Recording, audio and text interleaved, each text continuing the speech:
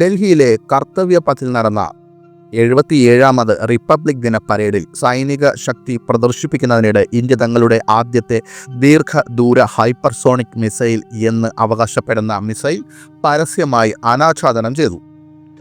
ചൈനയുടെ വളർന്നു വരുന്ന നാവിക ശക്തിയെ നേരിടാനുള്ള ഇന്ത്യയുടെ തുറുപ്പ് ചീട്ടായി പ്രതിരോധ വിദഗ്ധർ ഈ മിസൈലിനെ കാണുന്നു.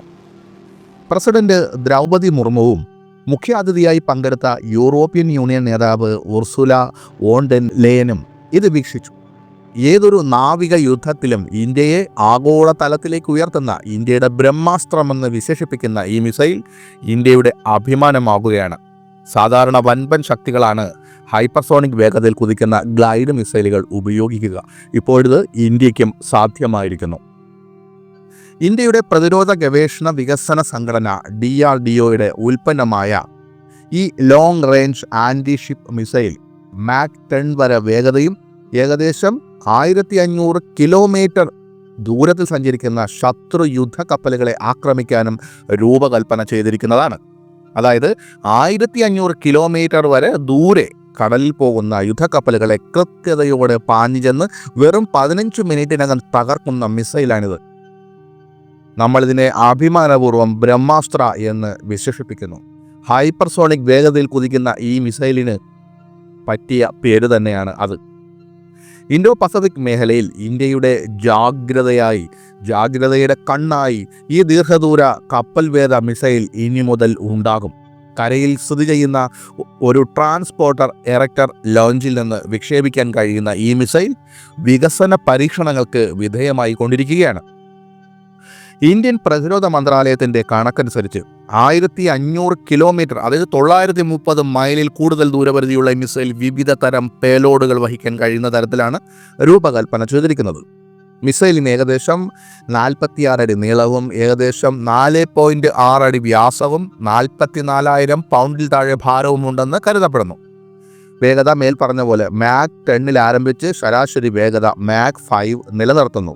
അതായത് മണിക്കൂറിൽ 12,144 കിലോമീറ്റർ വേഗതയിൽ കുതിക്കുന്ന മിസൈലാണിത്. ശബ്ദത്തിൻ്റെ 10 മടങ്ങ് വേഗതയായ മാക് 10 വേഗതയിൽ ഈ മിസൈൽ കുതിക്കുമെന്ന് അർത്ഥം. 2 ഘട്ടങ്ങളുള്ള സോളിഡ് പ്രൊപ്പൽഷൻ റോക്കറ്റ് മോട്ടോറാണ് ഈ മിസൈലിന് കരുത്തു പകരുന്നത്. കരയിലും കപ്പലിലുമുള്ള റഡാറുകളെ വിദഗ്ധമായി കബളിപ്പിക്കാൻ ലക്ഷ്യത്തിലേക്കുള്ള അവസാന പറക്കലിൽ വളരെ താഴ്ന്ന നിലയിലാണ് മിസൈൽ ആ പറക്കൽ നടത്തുന്നതെന്ന് ഇന്ത്യൻ സൈനിക പ്രസ്താവനകൾ പറയുന്നു.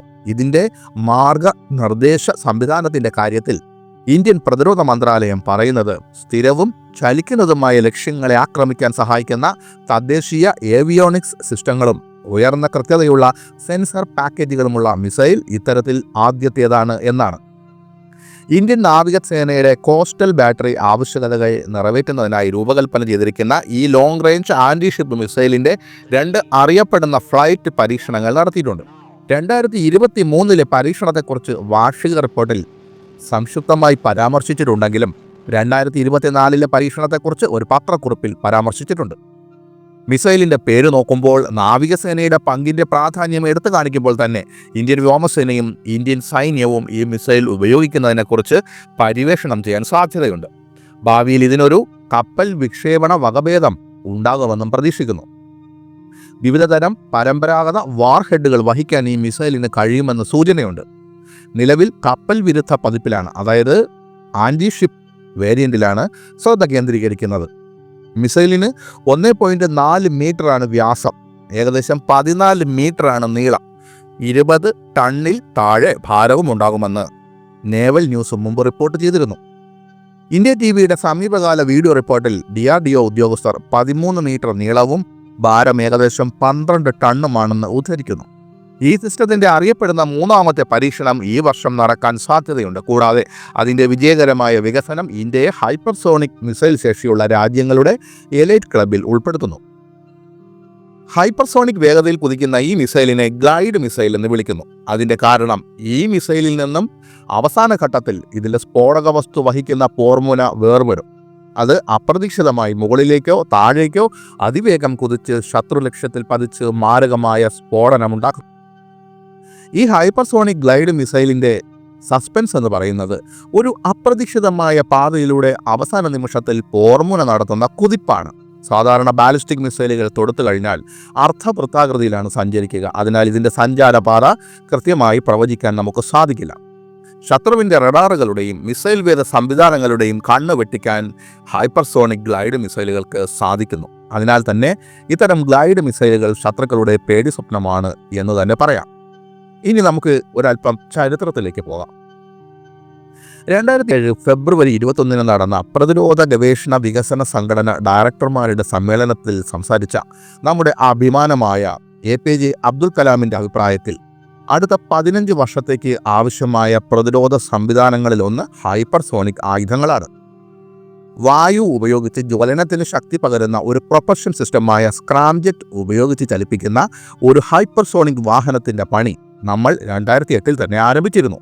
ഒരു റോക്കറ്റുമായി താരതമ്യപ്പെടുത്തുമ്പോൾ ഇത് കൂടുതൽ ഫലപ്രദമാണ്. വലിയ തോതിലുള്ള പരിശോധനയ്ക്കും സിസ്റ്റം എഞ്ചിനീയറിംഗിനും ധനസഹായം അപര്യാപ്തമാണെങ്കിലും ഹൈപ്പർസോണിക് വാഹനങ്ങൾ നിർമ്മിക്കുന്നതിന് അത്യാവശ്യമായ കമ്പ്യൂട്ടേഷൻ ഫ്ലൂയിഡ് ഡൈനാമിക്സ് മേഖലയിൽ നമ്മൾ ശ്രദ്ധേയമായ പുരോഗതി കൈവരിച്ചിട്ടുണ്ട്. 2020 ഡിസംബർ 19 പ്രതിരോധ മന്ത്രി Rajnath Singh doctor APJ Abdul Kalam missile കോംപ്ലക്സിൽ 400 കോടി ചെലവിൽ നിർമ്മിച്ച ഹൈപ്പർസോണിക് വിൻഡ് ടണൽ പരീക്ഷണ സൗകര്യം ഔദ്യോഗികമായി ഉദ്ഘാടനം ചെയ്തു.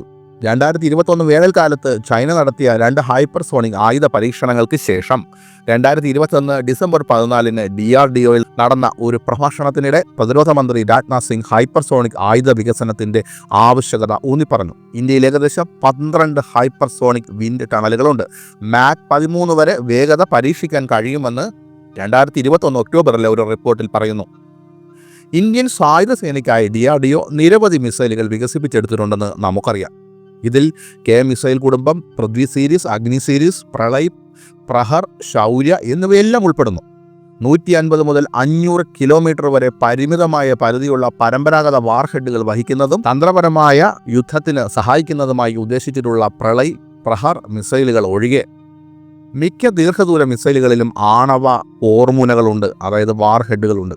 അതിനാൽ ഇന്ത്യൻ മഹാസമുദ്ര, ബംഗാൾ ഉൾക്കടൽ, അറേബ്യൻ കടൽ എന്നിവിടങ്ങളിലെ കപ്പൽ അധിഷ്ഠിത ഭീഷണികളെയും സിൻജിയാങ്, ടിബറ്റ്, യുനാൻ പ്രവിശ്യകളിലെ നിയന്ത്രണ രേഖയ്ക്കപ്പുറമുള്ള കര അധിഷ്ഠിത ഭീഷണികളെയും നേരിടുന്നതിന് 1500 കിലോമീറ്റർ, അതായത് 930 മൈലിൽ കൂടുതൽ ദൂരപരിധിയുള്ള ഒരു മിസൈലിൻ്റെ വികസനം ആവശ്യമാണെന്ന് കണ്ടെത്തി. അഡ്വാൻസ്ഡ് സിസ്റ്റംസ് ലബോറട്ടറി 2017-18 കാലഘട്ടത്തിൽ ഈ പദ്ധതിയിൽ പ്രവർത്തിക്കാൻ തുടങ്ങി. 2022 സെപ്റ്റംബറോടെ ബംഗാൾ ഉൾക്കടലിലെയും അറബിക്കടലിലെയും ഇന്ത്യൻ വിമാനവാഹിനി കപ്പലുകളെ സംരക്ഷിക്കുന്നതിനായി എതിരാളികളുടെ വിമാനവാഹിനി കപ്പലുകൾക്കെതിരെ കരയിൽ നിന്ന് പ്രവർത്തിക്കുന്ന ഒരു മിസൈലിൻ്റെ രൂപകൽപ്പന DRDO പൂർത്തിയാക്കി. ഈ വർഷം മിസൈലിൻ്റെ 3ാമത്തെ പരീക്ഷണം നടക്കാൻ സാധ്യതയുണ്ട്. 3 ഹൈപ്പർസോണിക് ആയുധ പദ്ധതികൾ കൂടി പുരോഗമിക്കുകയാണ്. ഇതിൽ ഹൈപ്പർസോണിക് ക്രൂയിസ് മിസൈലായ പ്രോജക്റ്റ് വിഷ്ണു, ചിറകുകളുള്ള ഗ്ലൈഡ് ബോഡി വാഹനമായ പ്രോജക്റ്റ് ധ്വനി, ആൻറ്റി ഹൈപ്പർസോണിക് മിസൈലുകൾ എന്നിവ ഉൾപ്പെടുന്നു. പ്രതിരോധ മന്ത്രാലയത്തിൻ്റെ 2023 വർഷാവസാന അവലോകന പ്രകാരം 2023 ഒരു നിശ്ചിത തീയതിയിൽ ആദ്യ പരീക്ഷണം നടത്തി. 2024 നവംബർ 16 ഒഡീഷയിലെ അബ്ദുൽ കലാം ദ്വീപിൽ നിന്ന് മിസൈൽ വീണ്ടും പരീക്ഷിച്ചു. ഒപ്റ്റിക്കൽ സെൻസറുകൾ ഉപയോഗിച്ചാണ് മിസൈൽ ട്രാക്ക് ചെയ്തത്. പരീക്ഷണം വിജയകരമായിരുന്നു. മിസൈലിൻ്റെ കൃത്യതയും ഫലപ്രാപ്തിയും വികസന സംഘത്തിൻ്റെ പ്രതീക്ഷകൾ നിറവേറ്റി എന്ന് തന്നെ പറയാം. മിസൈലിനും കാനിസ്റ്ററിനും LR-02 എന്ന് നാമകരണം ചെയ്തിരിക്കുന്നതിനാൽ അത് ഇന്ത്യയുടെ 2ാമത്തെ പരീക്ഷണമാകാൻ സാധ്യതയുണ്ട്. നേരത്തെ 1000 കിലോമീറ്ററിൽ കൂടുതൽ ദൂരെയുള്ള യുദ്ധക്കപ്പലുകളെയും വിമാനവാഹിനികളെയും നേരിടാൻ കഴിയുന്ന സമാനമായ ഒരു ആൻറ്റി ഷിപ്പ് ബാലിസ്റ്റിക് മിസൈലിൻ്റെ പരീക്ഷണ വിക്ഷേപണം ഒരു റിപ്പോർട്ടിൽ നിർദ്ദേശിച്ചിരുന്നു. Centre for strategic and international സ്റ്റഡീസിലെ മിസൈൽ പ്രതിരോധ വിദഗ്ധനായ ടോം കരാക്കോയുടെ അഭിപ്രായത്തിൽ ഇന്ത്യയുടെ ഈ പരീക്ഷണം വളരെ വേഗതയേറിയതും കൈകാര്യം ചെയ്യാവുന്നതുമായ നിരവധി മിസൈലുകളുടെ രൂപകൽപ്പന, വികസനം, പരീക്ഷണം, സംഭരണം എന്നിവ ഒരു വലിയ മാതൃകയുടെ, ലോകമെമ്പാടും ശ്രദ്ധിക്കുന്ന ഒരു മാതൃകയുടെ ഘടകമാണെന്ന് വിലയിരുത്തി. നിലവിലെ തലമുറ മിസൈലുകൾക്കെതിരെ ചൈനയുടെ അതിവേഗം വികസിച്ചുകൊണ്ടിരിക്കുന്ന മിഡ് കോഴ്സ് പ്രതിരോധ ശേഷി കാരണം ചൈനയുമായുള്ള ഭാവിയിലെ ഏതൊരു സംഘർഷത്തിലും ഇന്ത്യയുടെ ഈ ഹൈപ്പർസോണിക് മിസൈൽ ഒരു പ്രായോഗിക തിരഞ്ഞെടുപ്പായും പ്രതിരോധമായും ഇന്ത്യൻ സമൂഹം കണക്കാക്കുന്നു. 2029 ആകുമ്പോഴേക്കും ഇന്ത്യൻ നാവികസേനയും DRDOയും ഈ മിസൈൽ പ്രവർത്തനക്ഷമമാക്കാൻ ലക്ഷ്യമിടുന്നു. തുടക്കത്തിൽ മിസൈൽ സംവിധാനം ഉപരിതല പ്ലാറ്റ്ഫോമുകളിൽ നിന്ന് വിന്യസിക്കുമെന്ന് പ്രതീക്ഷിക്കുന്നു. ഭാവിയിൽ വായുവിലും വെള്ളത്തിലുമുള്ള പ്ലാറ്റ്ഫോമുകളിലും സംയോജിപ്പിക്കുന്നത് ലക്ഷ്യമിടുന്നു. ഭാവിയിൽ മിസൈലിൻ്റെ വിവിധ പതിപ്പുകൾക്ക് പരമാവധി 3500 കിലോമീറ്റർ വരെ പരിധി ഉണ്ടായിരിക്കുമെന്ന് പ്രതീക്ഷിക്കുന്നു.